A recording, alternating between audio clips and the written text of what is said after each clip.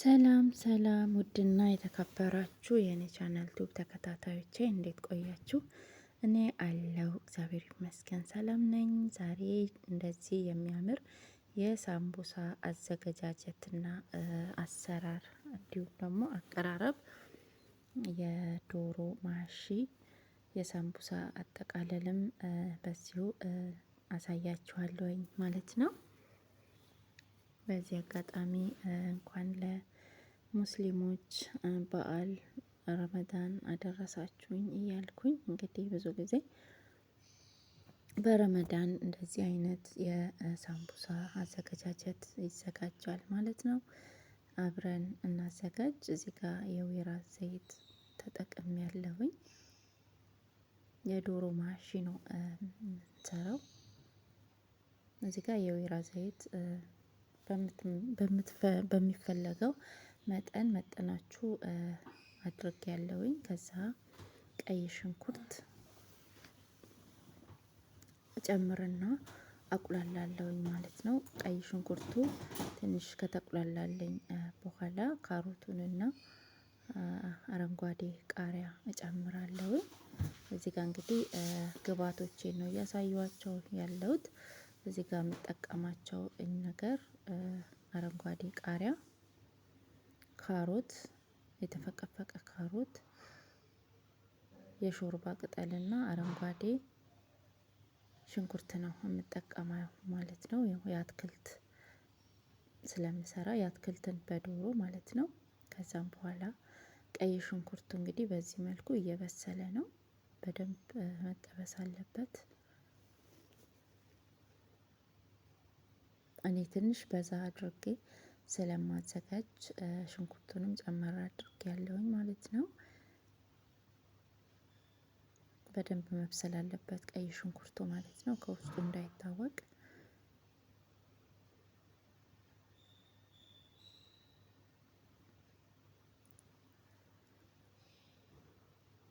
እዚህ ጋር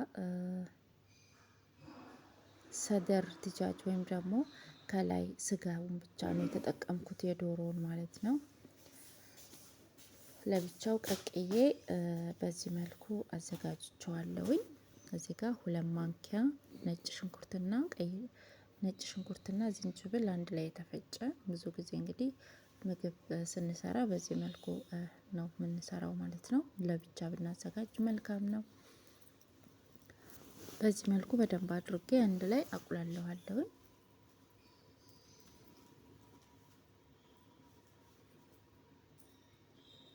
አሁን እየበሰለልኝ ነው።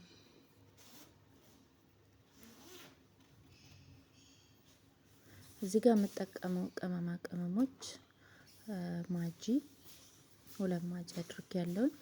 እንደየ ፍላጎታችሁ ወይም ደግሞ እንደየ የምታዘጋጁት ብዛት መጠን ይወሰናል።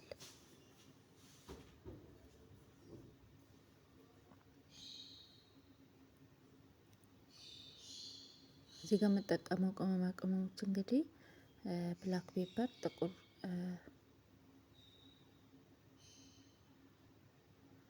መጀመሪያ ቃሪያውንና ካሮቱ እንዲበስልልኝ አስቀድሜዋለሁኝ። ለምን ትንሽ መብሰል ይኖርበታል። ከዛ ቅመማ ቅመም ጨምራለሁ። ቅመማ ቅመም የተጠቀምኩት ብላክ ፔፐር፣ እርድ፣ ትንሽ ቁንዶ በርበሬ፣ ትንሽዬ ፓፕሪካና እርድ ነው የተጠቀምኩት። እንዲሁም ደግሞ ከሙን በጣም አስፈላጊ ነው እዚህ ጋር ማለት ነው። በጣም ጣዕም ያመጣልናል። በጣም አሪፍ ነው። በመጠኑ ባይበዛም።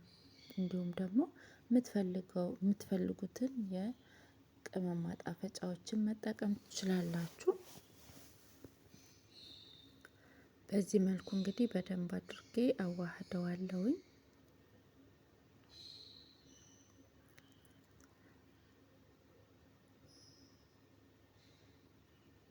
ውድና የተከበራችሁ ቤተሰቦቼ ለዚህ ቻናል አዲስ ለሆናችሁ ላይክ፣ ሰብስክራይብ ማድረግ እንዳትረሱ።